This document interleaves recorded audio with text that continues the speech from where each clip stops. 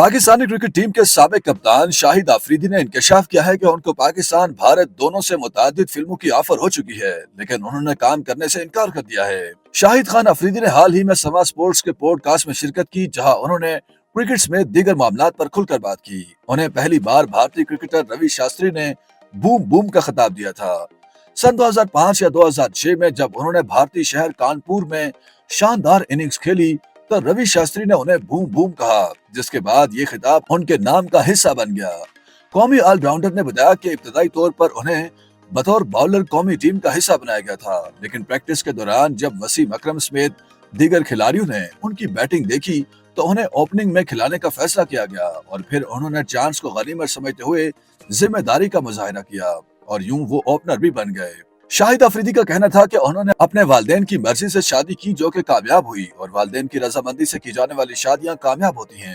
اگر اتفاق سے کسی کی والدین کی مرضی سے کی جانے والی شادی اچھی نہ چلے تو وہ دوسری کر سکتا ہے، لیکن انہیں دوسری کرنے کی ضرورت پیش نہیں آئی۔ اسی طرح انہوں نے اپنی بیٹی کی کرکٹر شاہین شاہ آفریدی سے شادی پر بات کرتے ہوئے کہا کہ بیٹی کی شادی پر ان کی مرضی شامل ہے، اس لیے وہ بھی اچھی چلے گی اور شاہین کا خاندان بھی اچھا ہے۔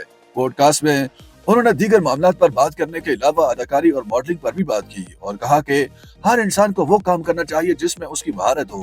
اعتراف کیا کہ انہیں ماضی میں پاکستان کے علاوہ بھارتی فلموں میں بھی کام کرنے کی پیشکش ہوئی، لیکن انہوں نے منع کر دیا۔ ان کے مطابق چونکہ وہ سمجھتے ہیں کہ اداکاری ان کا کام نہیں، وہ کرکٹر ہیں، اس لیے انہوں نے فلموں میں کام کرنے سے انکار کیا۔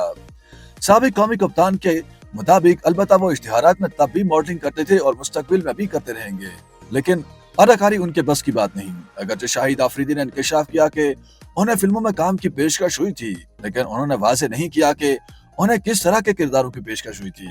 شاہد آفریدی کرکٹ کے علاوہ ٹی وی پر اشتہارات اور ٹاک شوز میں بھی دکھائی دیتے ہیں، جبکہ مختلف فلاحی اداروں کے تشہیری پروگرامات میں بھی انہیں دیکھا جا رہا ہے۔